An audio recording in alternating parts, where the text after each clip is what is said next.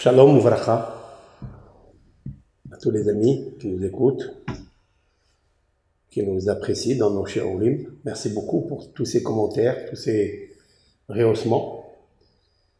Je voudrais annoncer ici une vertu que j'ai lue dans un livre qui s'appelle Midrash Talpiot. Midrash Talpiot étant un rabbin de Turquie, de Izmir, il y a presque 380 années. Rav Eliyahu HaKohen de Izmir, très connu, très grand kabbaliste. Il a écrit plus de 120 livres. Et dans ce livre, lorsqu'il parle d'un malade, comment agir, comment prier, qu'est-ce qu'il faut faire pour un malade? Je vais vous lire le texte qui est écrit dans son livre. Ça pourrait aider plusieurs personnes à prier convenablement pour un malade. Je cite: c'est Goula, une grande vertu, une grande propriété de Emouna. Lorsqu'on prie pour un malade, il est d'usage que toute personne prie et donne la tzedaka pour le malade.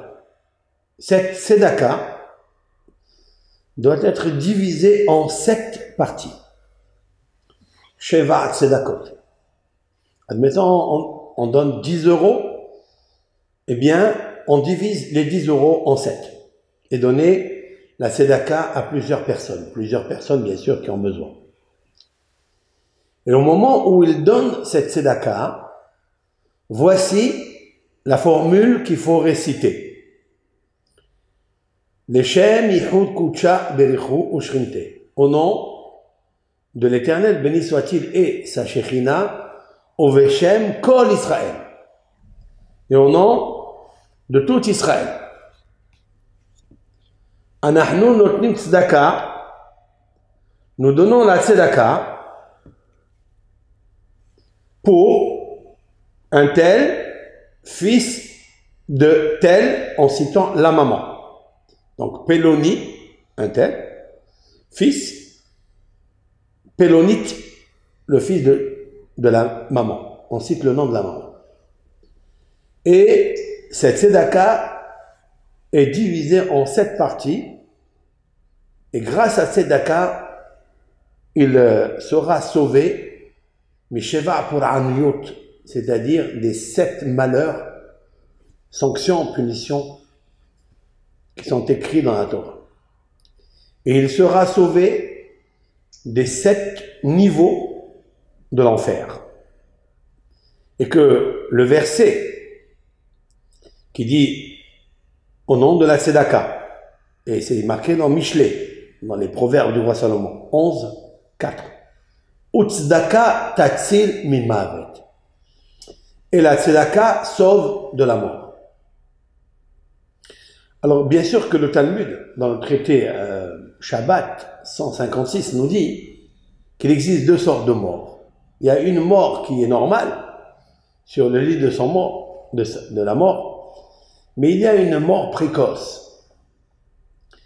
Et vient Shlomo HaMelech et nous dit quelque chose d'extraordinaire, c'est qu'un homme, il est sauvé des 2 morts. Même de la mort qui normalement doit être normale, il est sauvé. À plus forte raison de la mort qui est précoce. J'avais fait remarquer que ce texte-là est écrit dans Rashi. Mais regardez les initiales. Utzedaka tatzil min mavet. Et la tzedaka sauve de la mort. Regardez les initiales. Utzedaka. Donc il y a un vav, la lettre vav, au début. Tatzil, elle sauve. La lettre tav. Mi-mavet, la lettre même, vav, tav, mavet, encore une fois mavet. Et il y a marqué explicitement le mot Utzedaka tatzil mi-mavet, de la mort. Donc, la première mort, c'est la mort normale, celle qui est évidente à tout homme, elle peut l'éloigner de la mort normale. Mais aussi de la mort précoce. Pourquoi précoce? Parce que dans les initiales qui sont précoces, qui sont écrites tout au début de ce proverbe, bien, il y a aussi le mot mavet. Mais le mot mavet, il est écrit à l'envers, c'est-à-dire en désordre. Parce qu'une mort qui est précoce, elle est toujours en désordre. Elle vient faire désordonner la vie d'un homme tout court, qui doit normalement vivre longtemps, au moins 70 ans, comme dit le psalmiste dans les psaumes, que nos jours sont de 70 ans. Et aussi une mort précoce, parce que c'est la mort de toute la famille. C'est le stress, c'est la douleur, c'est le malheur, c'est les pleurs. Bien, ça, c'est le premier verset que le Rav cite. Ainsi, Ken Tzedaka Lehaim. Il est un autre verset dans le même chapitre 11 et verset 19. C'est marqué Ken Tzedaka Lehaim. Ken, ça veut dire on est sûr que la Tzedaka qu'on donne, elle est Lehaim. Elle est pour la vie. Vous savez que Lehaim, c'est la valeur numérique 98. Comme si le mot Lehaim, et d'ailleurs quand on boit un bon verre et on souhaite un Mazal Tov à quelqu'un, on lui dit Lehaim, j'avais toujours dit qu'il y a un secret dans ce mot, car il est un mot qui donne un calcul de Gemataria de 98. Qu'est-ce qu'on veut faire par là?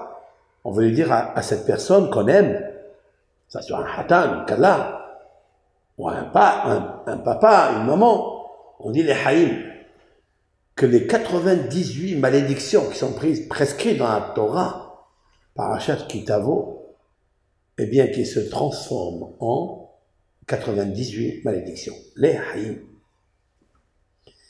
Ainsi, on dit au malade, devant lui, Ken Tzedaka les haïm. Oui, la Tzedaka, elle donne la vie. Peut-être un peu plus que ça. Peut-être que ce proverbe veut dire quelque chose de nucléaire. Je vais vous lire de suite. Il vient de descendre comme ça du ciel. Je suis à 1 heure avant Shabbat. Juste une petite heure avant Shabbat. Vous savez très bien ce que dit le Zohar HaKadosh, que quelques heures avant Shabbat, toutes les forces négatives, tous les malheurs disparaissent pour laisser la place aux bonnes influences qui descendent et qui se déversent. Parce que le Shabbat arrive, parce que la reine arrive, parce que le roi arrive, parce que son peuple, Israël, il va fêter à la table du Seigneur, par la prière, par la chanson, par les tikkunim que l'on fait pendant le repas, les Dvar Torah, qu'il ne faut pas oublier, raconter des belles histoires, pour rehausser un petit peu la table et la famille. Eh bien, voilà, je vais vous dire quelque chose. Ken Tzedaka Lehaim. Ainsi, la Tzedaka est Lehaim pour la vie. Le mot Ken, c'est la valeur numérique 70. Ken, Chaf, c'est 20. Nun, 50. Ça fait 70. Ça, c'est la vie d'un être humain. Qui est Yeme Shenotenu Bahem Shiv'im Shana. Le psalmiste, le roi David, a dit nos jours, nos années sont comptés à 70 ans. Après, il peut y avoir des bonus. David Amelech a vécu 70 ans. Le roi David a vécu 70 ans. Maintenant, ce malade pourrait vivre peut-être moins que 70 ans. Et peut-être plus que 70 ans. Ça dépend de toi. Si tu donnes la tzedaka, tu peux le monter à 70 minimum, mais tu peux le monter aussi de 70 à Lehaim 98 ans. Il est arrivé à certaines personnes qui étaient très très malades, je ne citerai pas les noms, et que nous étions dans je pense, c'était le tombeau de Rav Hida, Rav Shalom Abdivat Shaul, en Israël, et nous avons reçu un téléphone d'un monsieur qui est le fils de tel qui était malade, et il nous a demandé de prier. Ce malade ne mangeait pas depuis quelques jours, quelques semaines d'ailleurs. Et Baruch Hashem, cette prière, elle a fait en sorte qu'il a vécu 98 ans. 98 ans, cet homme a vécu. Un grand. monsieur. Mais c'est un monsieur qui faisait très attention au respect des autres et au respect de la synagogue, de la kedusha de la synagogue. Il n'a jamais parlé pendant les tfilot, les prières à plus forte raison, pendant le Kaddish. Il avait un respect tel que la Torah lui a donné la longévité de vivre 98 ans. Les haïm. Ça, c'est une preuve que je vous apporte. Moi-même, cette personne est décédée la semaine dernière, à l'âge de 98 ans. Puisqu'il priait avec nous, c'est le doyen de notre synagogue. Quel tzedaka les haïm. Ça, c'est un verset qu'il faut dire devant le malade. Il y a un autre verset dans le même Pérec, le même chapitre des Proverbes, qui dit Tzadik mitzara nehelatz v'yavo rasha tahta. Le tzadik, là, il fait insinuation à la tzedaka. Quand on donne la tzedaka à un pauvre, un orphelin, et surtout aujourd'hui, on voit sur le réseau combien de personnes souffrent. Leur mari est décédé, elles sont seules, beaucoup d'orphelins, beaucoup de veuves. Celui qui prend un peu de ses économies et il envoie aux organisations qui s'occupent. Eh bien, son mérite, il est devant un cas de beaucoup grandiose. Il s'ajoute à lui de la vie et il ajoute aux malades aussi de vivre. Parce que toute personne qui perd un proche, un mari ou une femme, on a remarqué que ces personnes sont isolées, sont seules, et si on ne les accompagne pas, elles risquent de disparaître, j'allais dire, dans les 6 mois, dans l'année qui suit.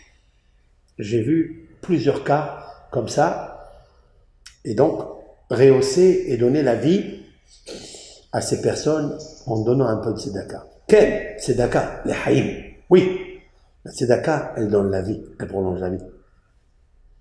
Tzadik mitzara nehelat. Le roi Shlomo nous dit qu'un tzaddik, de la douleur ou de la détresse, nehelat, il est sauvé, v'yavo rasha tahta. Et viendra à sa place le méchant. Ça veut dire qu'à beaucoup des fois, il sauve une personne et il compense cela par une autre qui ne mérite pas de vivre. Parce qu'il fait des choses qui sont catastrophiques et du ciel, en échange, on fait donc un échange entre ce malade qui doit normalement mériter la vie et l'autre qui ne mérite pas de vivre. Al-Ken Melech Malchei Amlachim HaKadosh Baruch. C'est la suite de la prière. C'est pourquoi l'Éternel, qui est le roi des rois, cette tzedaka, qu'elle soit exaucée, acceptée devant toi, et que cette tzedaka là que je vais donner soit le rachat de l'âme de cette personne, de ce malade. Comme il est marqué, Pédé Elohim et Israël mikol sarota. L'Éternel, Dieu d'Israël, sauve, rachète ce malade de toutes ses souffrances, de tous ses maux, M-A-X. Yodou, l'Adonai Hasdo, Velifne Otav Libne Adam. Remerciez Hachem et sa charité, ces miracles qu'il fait avec les êtres humains. Parce que quand un homme il tombe malade, il faut qu'il apporte des preuves, il faut qu'il apporte des témoins qui vont l'aider pour vivre. Et Rashi explique, ce sont les mitzvot qu'il a faites.